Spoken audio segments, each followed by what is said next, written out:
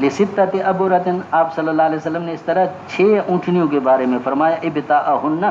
او میں نے ان کو خریدا ہے، ہین اذن من سعد، حضرت سعد بن عبادہ رضی اللہ تعالیٰ عنہ سے میں نے ان کو خریدا ہے، فانطلق بہن الی صحابہک، اور لے جا ان کو اپنے ساتھیوں کے پاس، فقل، کہیے، ان اللہ او قال ان رسول اللہ صلی اللہ علیہ وسلم یحملکم، بے شک حضور نے تمہیں یہ سواریاں عطا فرمائی ہیں، فرکبوہن، ان پر سوار ہو جاؤ، فانطلقت الیہم، میں ان کے پاس گیا، بہن، ان سواریوں کے ساتھ، فقلت ان النبی صلی اللہ علیہ وسلم یحملکم علی ہؤلاء، حضور نے تمہیں سواریاں عطا فرمائی ہیں، یہ عطا فرمائی ہیں تمہیں یہ، ولکنی واللہ لا ادعوکم، لیکن میں تمہیں نہیں چھوڑوں گا، حتی ینطلق معی بعضکم الی من سمع مقالۃ رسول اللہ صلی اللہ علیہ وسلم، تاکہ چلے میرے ساتھ تم میں سے کچھ ساتھی جو میں نے سنایا تھا کلام رسول اللہ صلی اللہ علیہ وسلم کا، ولا تظنوا انی حدثتکم شیئا، اور تم یہ نہ سمجھو کہ میں نے ایسی بات کہی ہو، لم یقل ہو، جو حضور نے نہ فرمائی ہو، چونکہ آنن فآنن سب کچھ ہو گیا نا، ابھی تھوڑی دیر حضرت ابو موسیٰ یہ فرما رہے تھے، حضور نے فرمایا میں تمہیں نہیں دوں گا، اور ابھی حضور صلی اللہ علیہ وسلم کا قاصد آ رہا ہے کہ ابو موسیٰ کو کہو کہ وہ آئے، تشریف لے آئے، اور میں سواریاں لے کر گیا، تو ظاہر ہے ساتھیوں کے اندر بدگمانی کا تو امکان ہے نا، اسی بدگمانی کو ختم کرنے کے لیے حضرت ابو موسیٰ اشعری رضی اللہ تعالیٰ عنہ جو ہے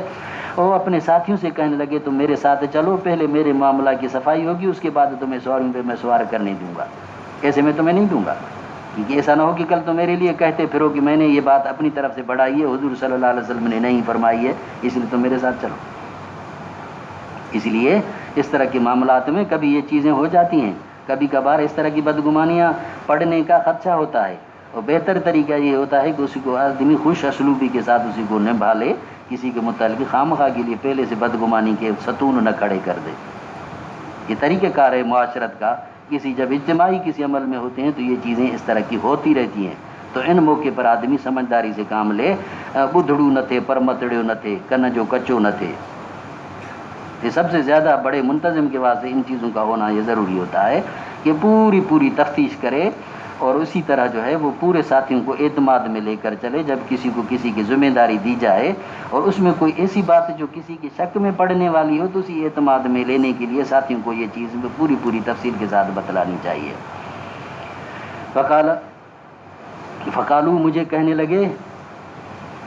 فقالو لی مجھے کہنے لگے، واللہ انک عندنا لمصدق، تم ہمارے نزدیک سچا ہے، ایسی کوئی بات نہیں، ہمیں کوئی تمہارے اوپر بدگمانی نہیں ہے، ولا نفعلن ما اجبت، بل ٹھیک ہے تو کہتا ہے ہم کرتے ہیں جیسے تو کہتا ہے، ہم چلتے ہیں تیرے ساتھ، کوئی مسئلہ نہیں ہے، ہمیں تیرے بارے میں کوئی بدگمانی نہیں ہے۔ فانطلق ابو موسیٰ، حضرت گئے ابو موسیٰ اشعری بنفر منہم، ان جماعت کے ساتھ، حتی اتوا الذین سمعوا، یہاں تک آئے وہ لوگ جنہوں نے سنا تھا قول رسول اللہ صلی اللہ علیہ وسلم، حضور کا فرمان، منعہ، جس میں آپ صلی اللہ علیہ وسلم نے منع فرمائی تھی، یا ہم خاص ان کو، ثم آتاہم، پھر آپ نے ان کو عطا فرمایا اس کے بعد، فحدثوہم بمثل ما حدثہم بہ ابو موسیٰ، اس طرح پھر بیان فرمایا جیسے کہ حضرت ابو موسیٰ اشعری نے بتلایا کہ برابر حضور صلی اللہ علیہ وسلم نے کی تھی، چونکہ تفصیلی حدیث پہلے گزر چکی کہ حضرت ابو موسیٰ اشعری کو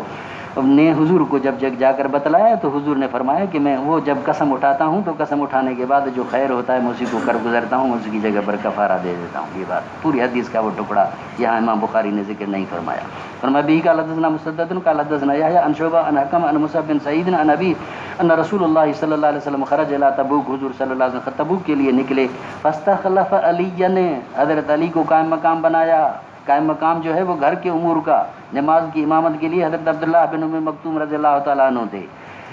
قال اتخلفنی فی صبیان والنساء، حضرت علی فرمانے لگے آپ مجھے بچوں اور عورتوں پر آپ قائم مقام کر کے جا رہے ہیں۔ قال فرمایا الا ترضى ان تكون منی بمنزلۃ ہارون من موسیٰ، کیا تو راضی نہیں ہے کہ تو ہو جائے میرے واسطے بمنزل حضرت ہارون علیہ الصلوۃ والسلام کے، موسیٰ علیہ الصلوۃ والسلام کے جیسے قائم مقامی کی تھی، تو بھی میرے واسطے اسی طرح قائم مقامی، جیسے حضرت ہارون علیہ الصلوۃ والسلام نے حضرت موسیٰ علیہ الصلوۃ والسلام کی وفات کے بعد قائم مقامی نہیں کی، تیرے واسطے بھی اسی طرح میرے بعد وفات کی قائم مقامی نہیں ہے۔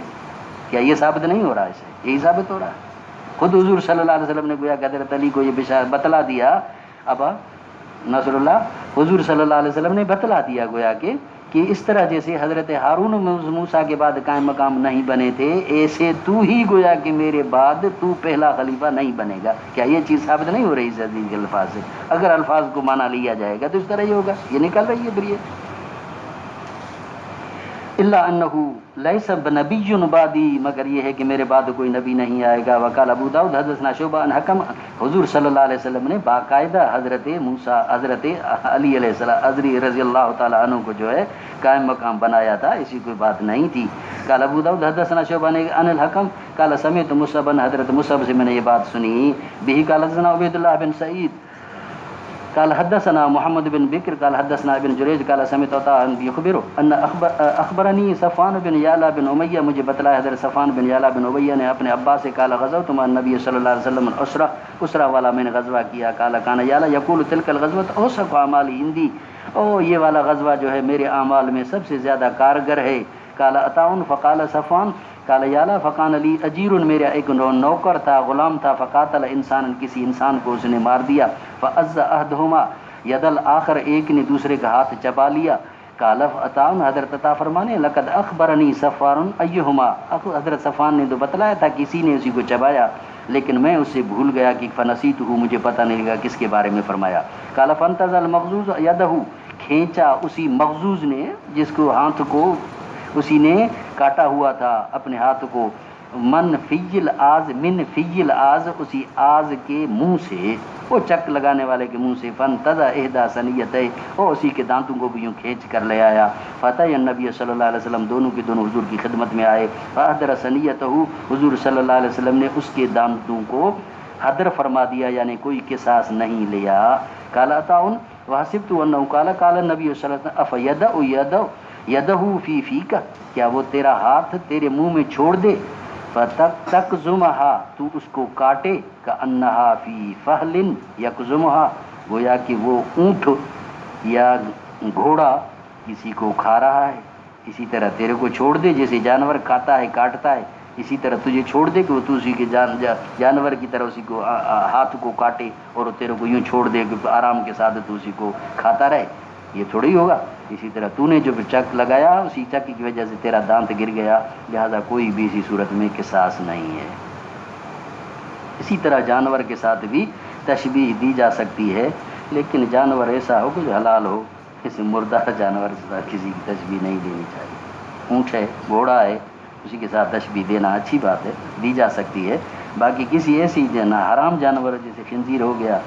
یا کوئی اور اس طرح کا گندا جانور ہو، اس کے ساتھ کسی بھی تمثیل میں مثال نہیں دینی چاہیے، کیونکہ یہ چیز پھر معیوب ہوتی ہے اور اخلاق کے لحاظ سے یہ چیز اچھی نہیں ہوتی، اس لیے ان چیزوں کو مثال میں نہیں ذکر کرنا چاہیے۔ باب حدیث کعب بن مالک، حضرت کعب بن مالک کی تفصیلی حدیث جو حضرت خود اپنی زبانی اسی کعب بن مالک کو جو ذکر فرماتے ہیں، اور اللہ تعالیٰ عز و جل کا فرمان والا ثلاثۃ الذین خلفوا، وہ تین نیک کار حضرت کعب بن مالک، مرارہ بن امیہ، مرارہ بن ربیع، حضرت ہلال بن امیہ رضی اللہ تعالیٰ عنہم جو پیچھے رہ گئے، ان کی پوری تفصیل جو ہے خود حضرت کعب بن مالک رضی اللہ تعالیٰ عنہ بیان فرما رہے ہیں کل انشاءاللہ۔